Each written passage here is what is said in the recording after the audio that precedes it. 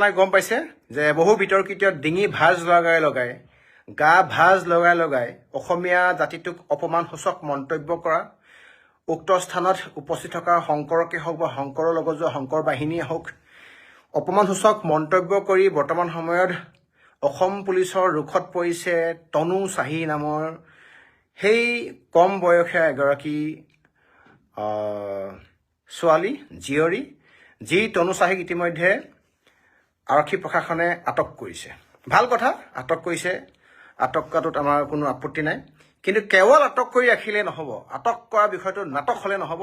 আটক কৰা তনু চাহিক জেল হাজোতলে হাতত হেণ্ডকাফ লগাই প্ৰেৰণ কৰিব লাগিব। মই এতিয়া কথাটো লাইভত থাকোঁতে ৰাইজক সুধিছোঁ, ৰাইজে বিচাৰেনে যে তনু চাহিক হেণ্ডকাফ লগাই যি ধৰণে 307 তথা ভাৰতীয় ন্যায় সংহিতা BNS 109 ইনক্লুড নোহোৱাকৈ যি ধৰণে দাগী অপৰাধীৰ নিচিনাকৈ মান সন্মান নষ্ট কৰি ছেল্ফ এষ্টিম এণ্ড ডিগনিটি নষ্ট কৰি শংকৰজ্যোতি বৰুৱাক হাতত হাত কেৰিয়াৰ লগাই যে লৈ যোৱা হ'ল, অপমান যে কৰা হ'ল, সেই একেখিনি পানিছমেণ্ট কিন্তু বৰ্তমান সময়ত তনু চাহিয়ে পাব লাগিব। তনু চাহিক আটক কৰি ৰাখি ৰাইজৰ আকৌ ৰুখত পৰিছে বৰ্তমান সময়ত। ৰাইজ, বিভিন্ন দল সংগঠন, বীৰ লাচিত সেনা অসম, টাইপা, আটাচু, AJYCP বা আটছা বা চাহ জনজাতীয় সংগঠনসমূহ বা দলিছো অসমীয়া যুৱ মঞ্চ সকলো ওলাই আহিছে। আমি বৰ্তমান সময়ত দেখিবলৈ পাইছোঁ অহা কালিলৈ ঘোষণা কৰিছে, অহা কালিলৈ দুলীয়াজান বন্ধ কৰি দিয়া হ'ব। আৰু আমি চাই লওঁ, আমি সকলো ৰাওনা হ'ম, প্ৰয়োজনত আমি সকলো ৰাওনা হ'ম দুলীয়াজানৰ অভিমুখে।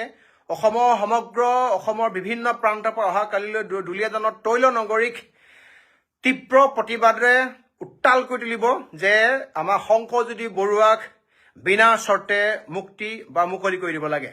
ৰাইজে বিচাৰেনে যে তনু চাহি বুলি কোৱা ডিঙি ভাঁজ লগাই ये सब लोग फ्री में खाने वाला आदमी है, सब लोग फ्री में खाने वाला आदमी नहीं है, आप लोग फ्री में खाने वाला आदमी है, इसीलिए आसाम आया है।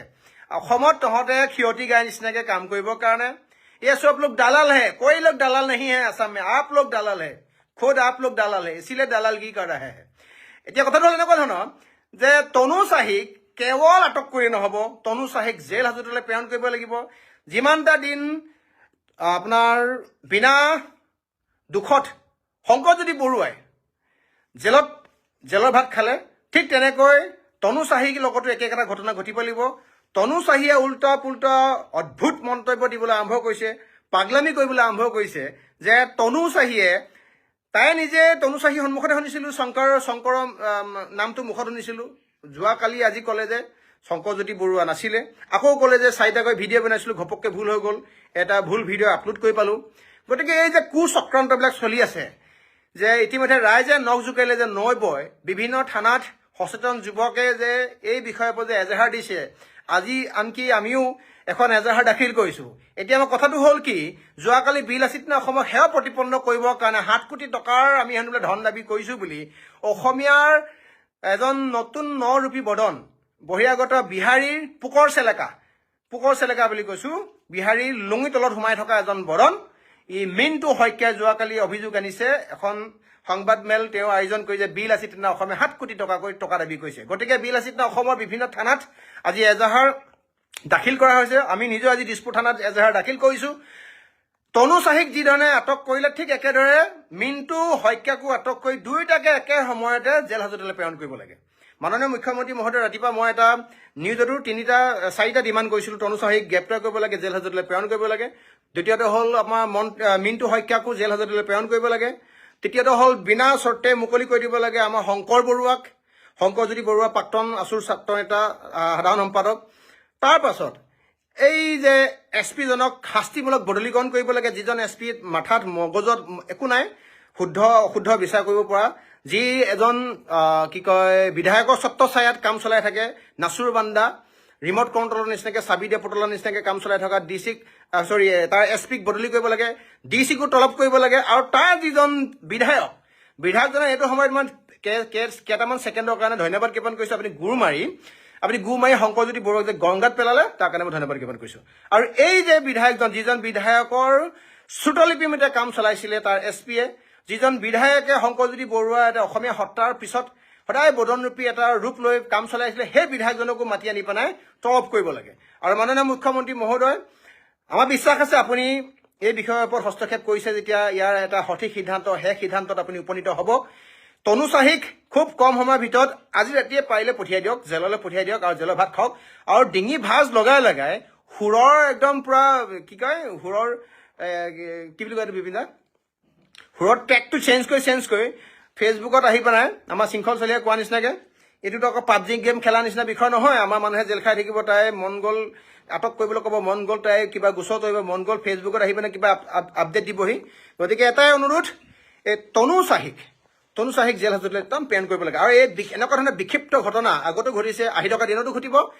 এইটো ঘটনাই অসমীয়াৰ লগত কৰা অটপালি অন্যায় শেষ ঘটনা হওক।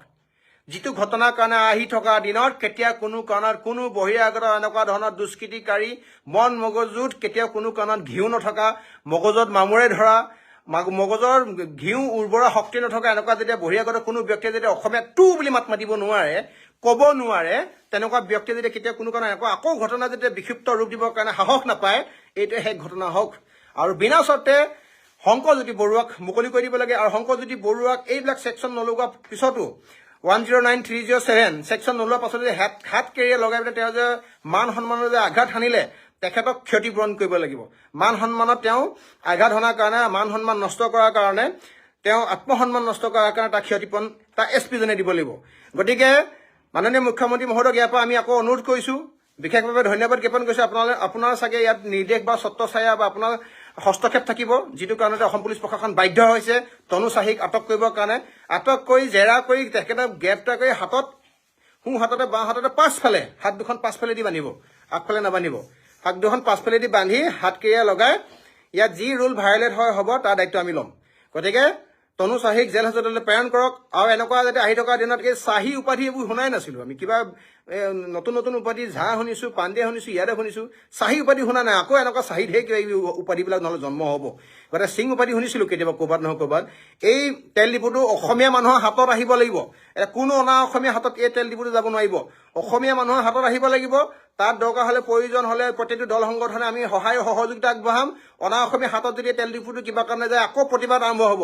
বিলাসিতা অসম, এজুৱাই চিপি, এটাচুৰ, টাইপা বা অসমীয়া যুৱ মঞ্চ বা তাত থকা আপোনাৰ যিবিলাক আপোনাৰ চাহ জনজাতীয় যিবিলাক আপোনাৰ সংগঠন আছে, বিভিন্ন জাতি জনগোষ্ঠীৰ সংগঠনবিলাক আকৌ প্ৰতিবাদত আমি বহিম।